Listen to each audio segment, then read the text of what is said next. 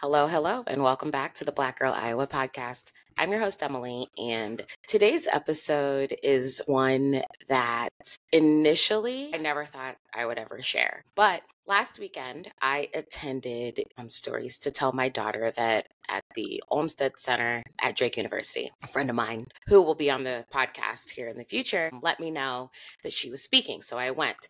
And the whole purpose of the event, which is done by Teresa Silk, I believe this was the sixth one that they did. And it's fully funded and everything. And they actually got a sponsorship through Iowa Public Radio. But the whole point is to really give Black women a chance to share stories of triumph, stories of facing adversity, and also sharing their stories of how they discovered self-love and stories about their own healing journeys, wherever they may be in life. So we heard 5 incredibly impactful stories. And it really got me thinking about this podcast. I have said it multiple times over. The whole point is to share stories and experiences of Black women that have a connection to Iowa.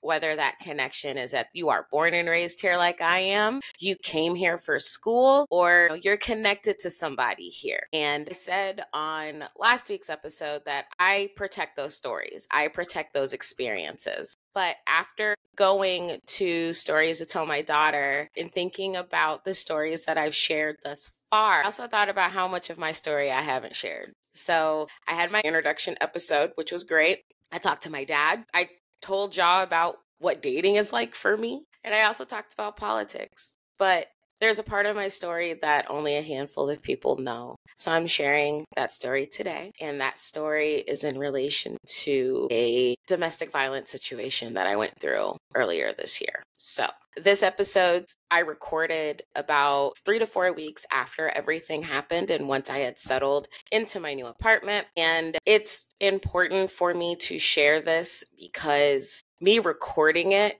was a part of me healing from what happened. Me sharing it is a part of me moving forward.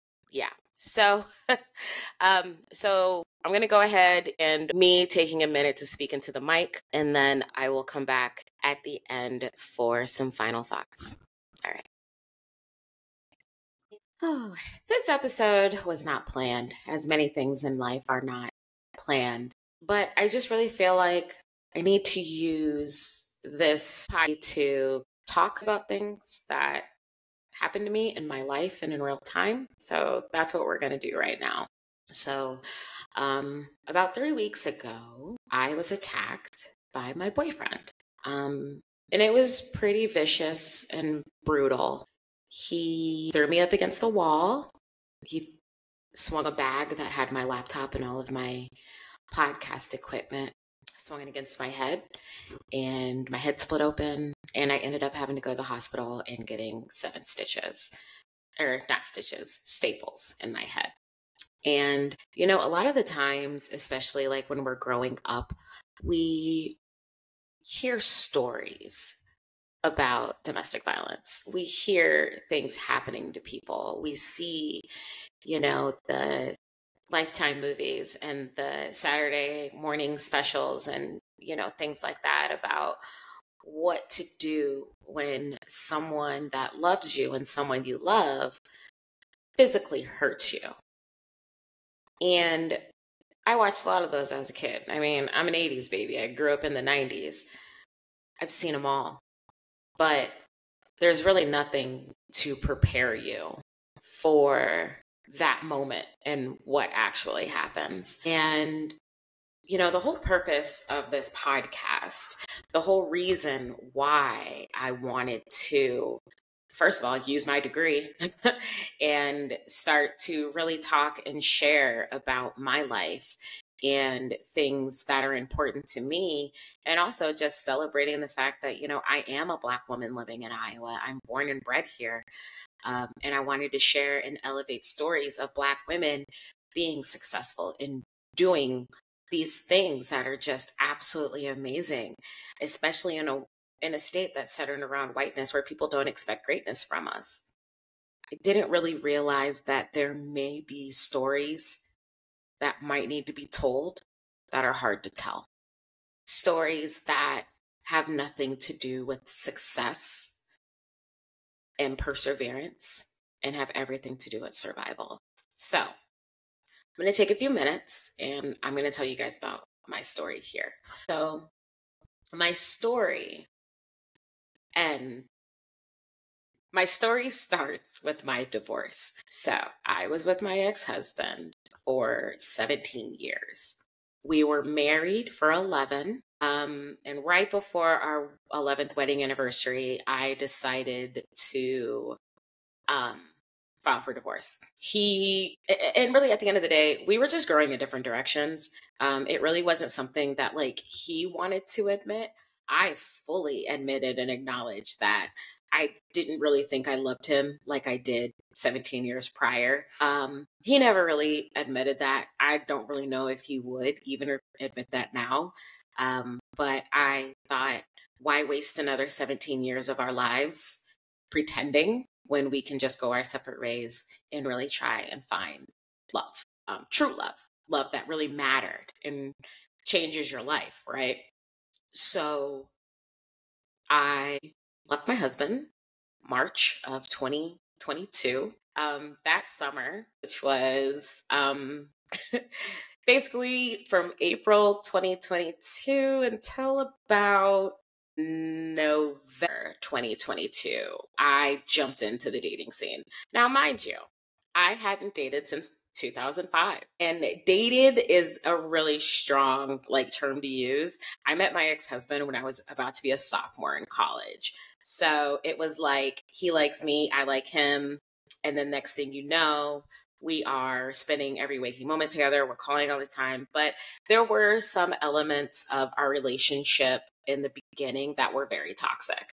And I guess I had led myself to believe that the only thing that you can really do is just get through it, right? Just get through it, just get through it, just get through it. And that's what I did. My ex-husband, especially like when we were dating, he was very jealous. And for me, I didn't really understand the point of being jealous. Like, I'm still a firm believer in guys and girls can be friends just as long as there's a clear boundary that's set between them, right? And that's totally fine. But, I tested his patience. He tested mine. And at the end of the day, we were really too young to be together anyway. And then we got married and then all of the things. Not all parts of my marriage were bad, but there just weren't enough good parts for me to stay. So filed for divorce, jumped in the dating scene. And it was a lot. And mainly the reason why it was a lot is because I'm online dating. It's not like, oh, Emily could meet my friend, go out with him or anything like that. It's getting on and creating a profile on Bumble and Tinder and Facebook dating and sifting through all of these men that either want to get to know you or they just want to have sex with you. And, I think for me, I enjoyed the dating scene because I was finally kind of getting some attention that I didn't necessarily get like when I was younger. I wasn't the pretty girl. I had braces and incredibly large glasses and a big nose, crooked teeth, and I was a nerd and just all of those things, right? So to put a photo up of myself, just being me and just presenting to the dating world, this is Emily, this is who I am, this, that, the third, whatever. It was interesting. I will definitely say. And I did, and I liked the attention, and I didn't really set boundaries, to be completely honest. I would get anything and everything from guys, whether it be, hey, how you doing? To, something provocative and kind of gross to lewd photos. And a lot of the times with the guys that would send stuff like that, I would just delete them because I'm like, I don't want to deal with that. But the attention was definitely something that I really did enjoy because I went for so long in my marriage, not really getting acknowledged for or being called beautiful or, I feel like me and my ex-husband, we would tell each other that we love each other, but it was always just very arbitrary and it just really wasn't that big of a deal. It didn't hold the same weight. So I dated. And then in October of 2022, my divorce was finalized. So it was a very quick divorce. We did arbitration or mediation or whatever it is. And I signed the dotted line, walked away. Totally fine. November of 2022, I met my boyfriend. And it was good. Like we both kind of knew what like the other person wanted. I wasn't looking for anything long term. He wasn't either. And just so you guys know, I'm not going to divulge all of the dirty deeds and secrets and things like that. I'm really just speaking about my relationship with him and just how things kind of played out and what got me to where I am now. So we got together and, I was really intrigued by him because I felt like I could finally have conversation with someone. And I also felt like he could truly accept me for who I was. And that was something, that I didn't really think my ex-husband really could, especially as we got older and we grew apart. So we started hanging out and things like that and spending time together. We actually really formed like a really strong bond to where it was almost like we were talking like quite a bit, like during the day, whether it be through text message or on the phone. And there were also times where like, and we only lived like 10 minutes away from each other. We would like talk on the phone for like 2 hours. I'd be in my place and he'd be in his. And he did have a record. Which is not something that I had really had like a lot of experience with. But I think the thing that I really liked about him was that he told me, and he knew I was going to look up his criminal record. Basically, every dude I've ever dated, I've looked it up. And we talked about things. And there were some things on there that I did have concern with, but I took into account the time between now and then, the things that had happened, and really trying to ask him if he really did see kind of like the wrong that he did. And I also felt too, what's the point of me judging him when he's paid his debt to society? And it is what it is, right? So, we start dating and start to really get closer and closer. And I mean, we did so much together. I mean, we would go to the farmer's market together. We would go to dinner, and he has experience with food. And it was just really awesome because I'm trying new foods and new concepts. And I mean, he taught me how to chop with, a chef knife. And now, like the other day, I chopped an onion and I was like, look at me go, and we would just have fun, and we would go to the movies and we watch TV shows, and the things that he was interested in, I was interested in, and the things I was interested in, he was interested in. And we just really built up like a really, really good rapport with each other. And he just really turned into someone that I just loved being around. And I just really enjoyed the time that we would spend together. So in September of 2023, he asked me to move in with them. So my lease was going to be up in March of 2024. And he was like, hey, let's just move in together and whatever. And for me at first, I was just kind of like, wow, like, I really don't know if I want to do that because this is the first time I've ever lived by myself was after my divorce. And I was really enjoying the freedom of being in my own space, which was really great. So he let me think about it. And over the course of October was a really busy month. I ended up getting COVID, and I just had a lot going on. And so by the time, work finally started to settle down, by the time I got over COVID and everything like that, I had made a decision. I was like, you know what? I do think I'm going to move in. And I started spending less and less time at my apartment and more time at his. And I think that that's okay. At that point, I was really looking forward to kind of cohabitating with someone.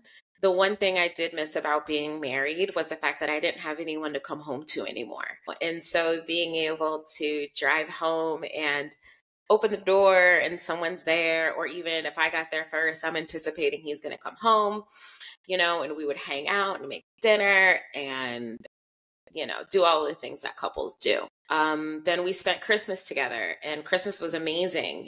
We put together a little tree. And in that time frame also that we started dating, he got a dog. And, you know, his dog was my dog was his dog. And we had like this cute little cohabitation family going on. And it was great. And I absolutely loved it.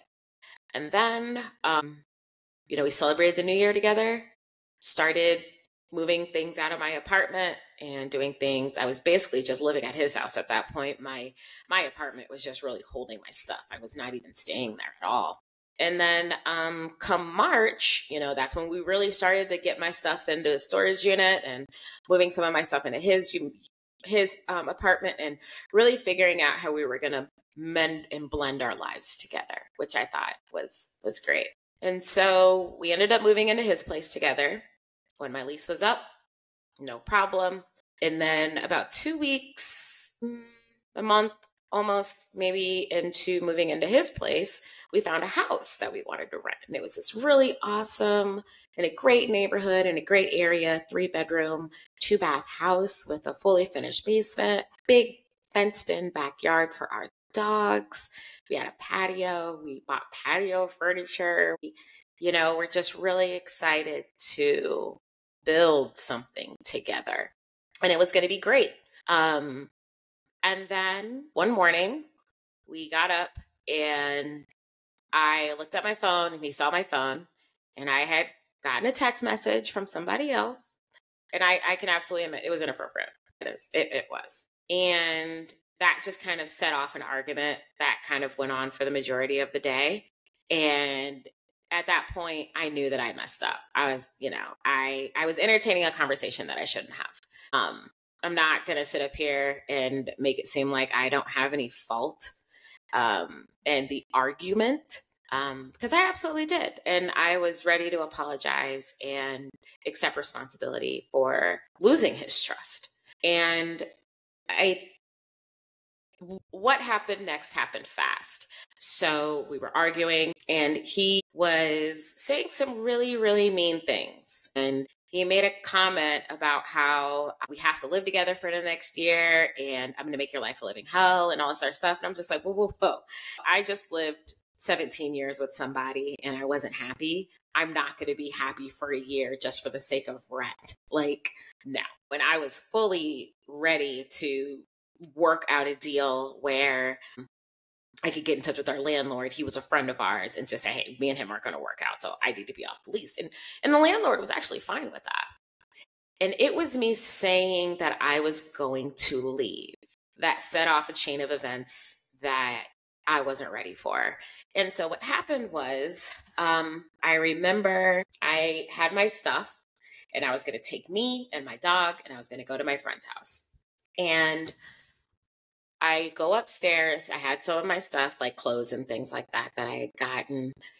And I had gotten a package. And so I hear him come upstairs. And in the midst of me hearing him come upstairs, I turn and I look and I see him coming towards me in the room that I was in. And he has my package. The next thing I know, he's throwing the package at me. And I wasn't ready. And so he throws the package at me. And next thing I know, I'm blocking the package. But at the same time, I'm being pushed into a wall. And I mean, not like light push. I mean, like it's a slam shove into a wall. And I remember hitting the wall and thinking, this is not happening. So I get pushed into the wall and I fall. And I just feel this pain in my side and in my leg, and I'm getting kicked and I'm screaming at this point. And then the next thing I know, I feel something hit my head and it was big. And it hit my head. My head hits the wall and then there's just blood everywhere. And I remember thinking in that moment, oh my God, like, I think he attacked me. Like, and everything just happened so fast that my response time was not fast. It was incredibly slow because it took me a minute to really understand what was happening to me. And I just remember I'm screaming. I'm telling him to stop. I'm saying, please don't. And when I open my eyes, again, I see all this blood. And it wasn't until I screamed, "I'm bleeding, please stop," that he stopped, because I'm still getting kicked.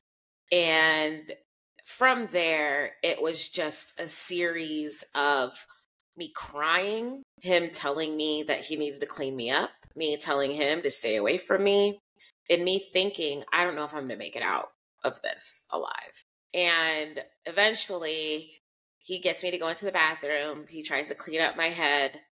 And at that point, he says, you're going to need stitches. You have to go to the hospital. And I'm like, yeah, I know.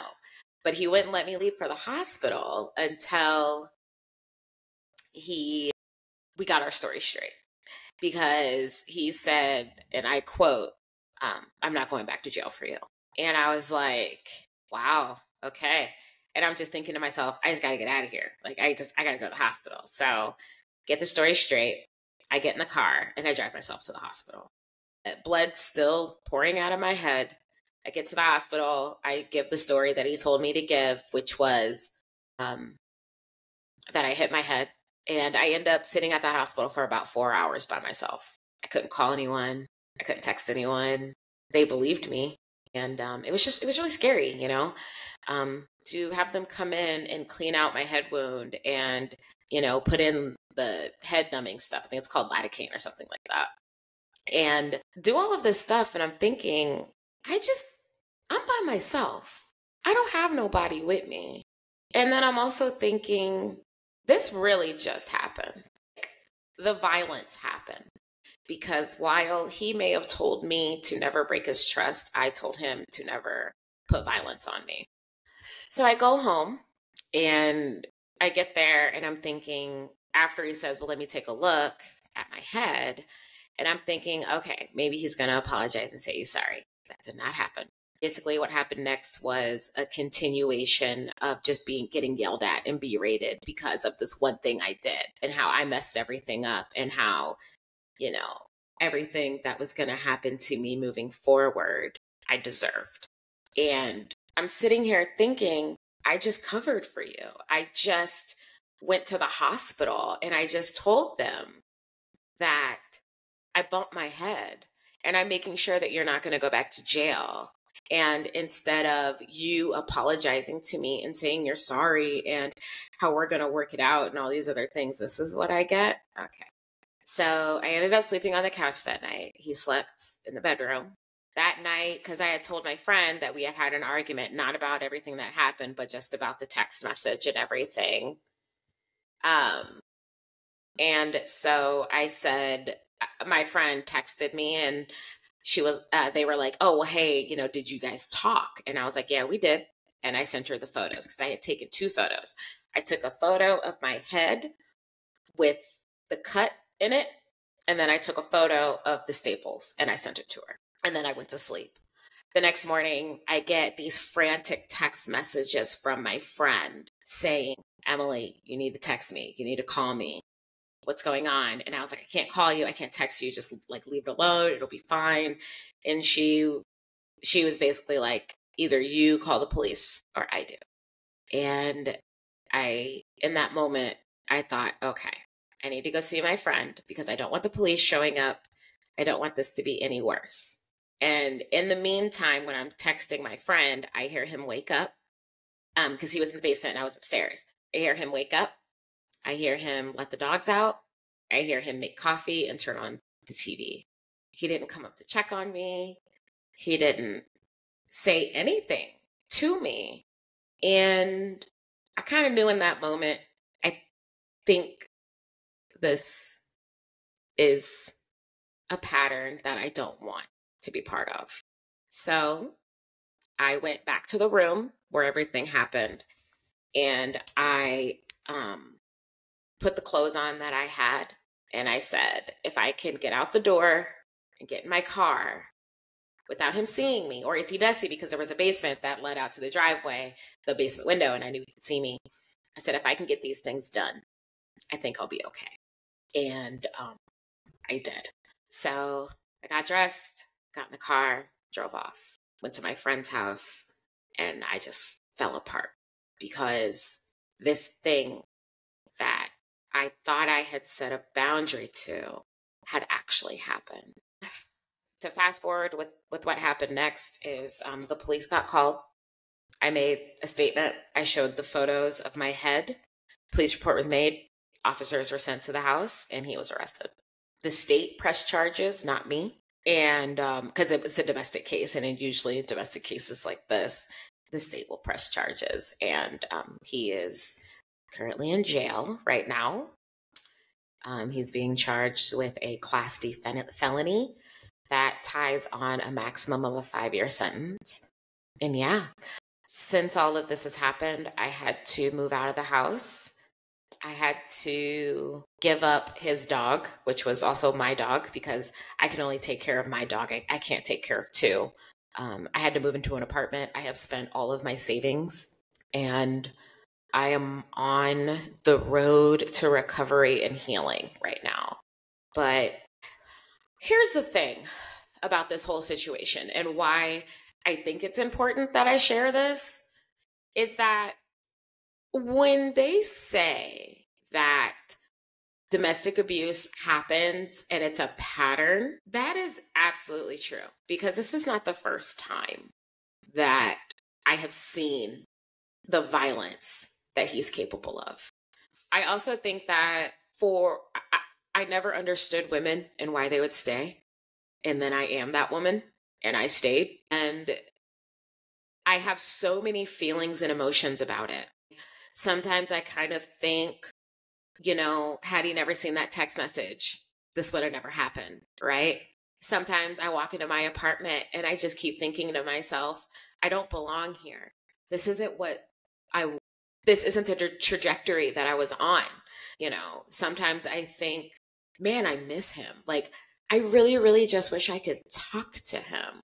And then I also think, if he loves me as much as he said he did, how is it that a text message could completely derail a relationship to the point where my head gets split open? There are so many questions that I have, and I'm starting to really realize and recognize that a lot of women have these questions, and that's why they stay.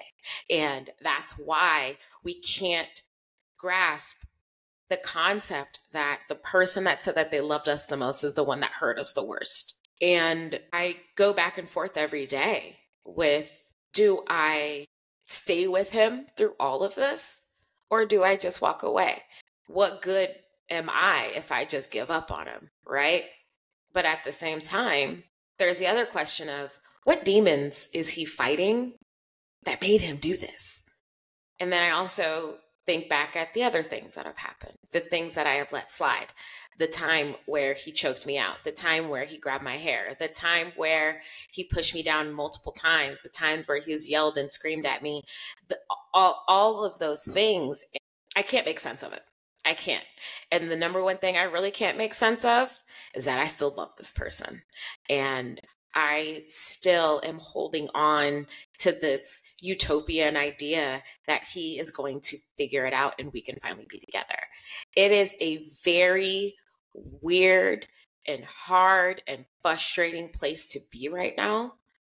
And a lot of the times I just kind of feel like I am going through the motions. I just feel like I don't know whether to look up or down.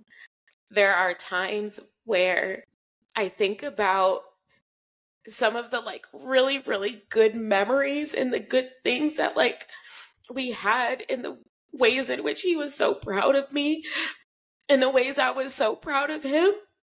And then I just think of how scared I was and how I thought this man could really kill me. And that's why this situation is not easy. And the worst thing is that there are days where I truly blame myself for what happened. And I blame myself that his life is never going to be the same. I blame myself that I allowed all of this to happen. And there are so many just different things and emotions that you go through when the person that you love violates you and hurts you physically and verbally and mentally. My head wound has since healed. I had my staples out. The scab is pretty much almost all the way gone.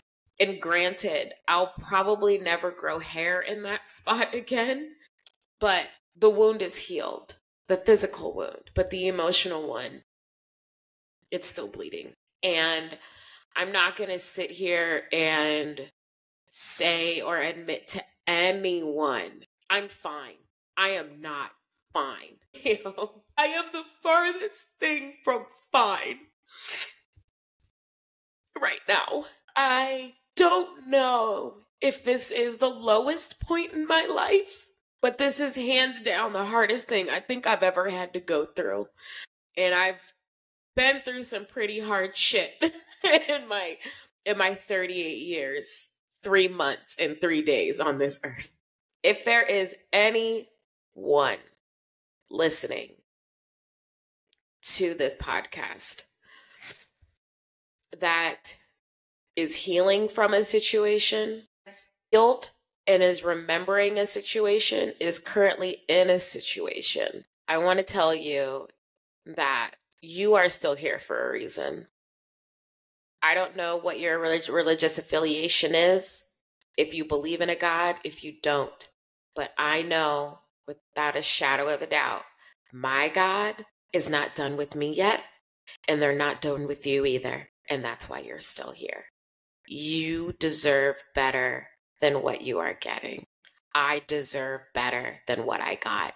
And at this current point, my only hope, focus, and goal is to heal myself, is to accept the things that I cannot change and accept what happened as a moment in my life, but it's not a defining moment in my life. And I'm going to heal. I'm going to get to a better space. And the next relationship that I choose to be in will be with someone that understands my boundary, but also understands the fact that anything like that is just not going to be tolerated under any circumstance whatsoever. So that's my story. That's what my life has been for the last 3.5, almost 4 weeks now. This podcast, I have been so unsure as to how I was going to move forward with my podcast. A lot of my episodes are already recorded, so it's really just about me posting and sharing and writing my blog and things like that. But I feel like if I'm going to leverage this platform and have it be about the things that Black women go through here in the state of Iowa, I can't not talk about things just because they're not rooted in overcoming adversity and success. To anyone that has called, sent text messages, emailed, came in to visit, help me move. Thank you. I truly appreciate and love each and every one of you. And this will not be the last time I talk about my situation, because talking about it is going to help me heal from it. So that's my story. That was actually recorded June. The situation happened in May, and we are now halfway through September. And I recorded that and walked away. Actually, thinking, posting it and contemplating it and just praying on it. Editing it was the first time that I had went back and I really listened to that episode. And one of the things that I really noticed is that even in how I was kind of speaking, I could tell how tired I was. After everything happened, I had 2 weeks to move, to find a new apartment, to figure out what were going to be the next steps that I was going to take in my life. And it was really hard, y'all. I remember just having that time in my apartment right after I moved, and I had organized everything around and I got everything settled, and I finally sat down and the weight of everything hit me so hard. And the only thing I could do was just cry. And every day since has not been the same, nor has it been easy. Since everything happened, thankfully there was no trial. He did serve some time. He did get sentenced, and now, as far as I know, he is on his own path to healing. and to figuring out what steps he needs to take. What's crazy is that while I was so hurt for what happened, and while I had to basically acknowledge what happened, but I also had to mourn the end of a relationship, ultimately within my heart, I can't wish ill will on him. I know that I can't be with him, but I also know that at some point he will seek his own healing and become a better man. And I'm going to believe that, because the last thing I ever want to do is believe the worst in somebody. And I wish him all the best. I really do. His best won't be with me, but I wish him the best. At this point, I think one of the reasons why I was so afraid to share and to tell my story is, for one, I didn't want people to pity me. And two, I don't want people looking at me like a victim. You know, what happened to me was incredibly unfortunate, but I came out on the other side, and so many women don't. And it's even weird to call myself a survivor, to be completely honest. But ultimately, that beating could have taken my life. And it has taken me months of therapy to really grasp and understand that. So as for where am I now? Right now, I had said on during that episode that I'm not okay. And I would say now that I am 5 months after the situation, I'm not okay, but I am better. I feel like I have some perspective on some of the choices that I make when it comes to dating. And I can understand now that, not everybody is going to do the right thing. Not everyone is going to extend the same kind of grace to you that they expect for them. And that was another really hard lesson, because I think one of the things that really got me and I really got stumped on is, I've given you grace. I've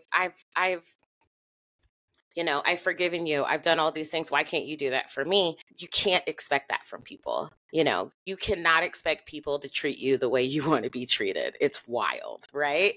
But it's true. And I also think too that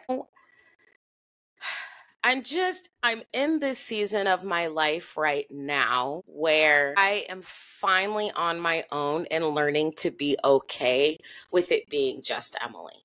It's just me and George, of course. And I'm okay with that. I'm not doing terrible. I live, I work, I see my friends, all of those things. And that's okay. That is absolutely okay. And I'm at a really good point in my life right now where I'm doing things more so for myself, and not having to worry about somebody else has been a huge weight off of my shoulders. And I really want to keep it that. I say all that to say that I'm not okay. I am better. I feel better knowing that now this piece of my story is out in the world. And for anyone that is listening that is in a situation, or they have just gotten out of a situation, I promise you, the treatment you got is not what you deserved. You deserved better.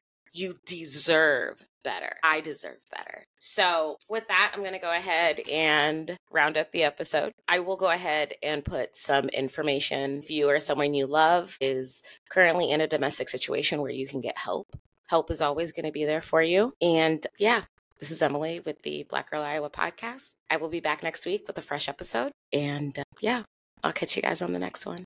Thank you so much for listening. And I hope you all stay blessed, stay focused, and continue to love yourselves. All right.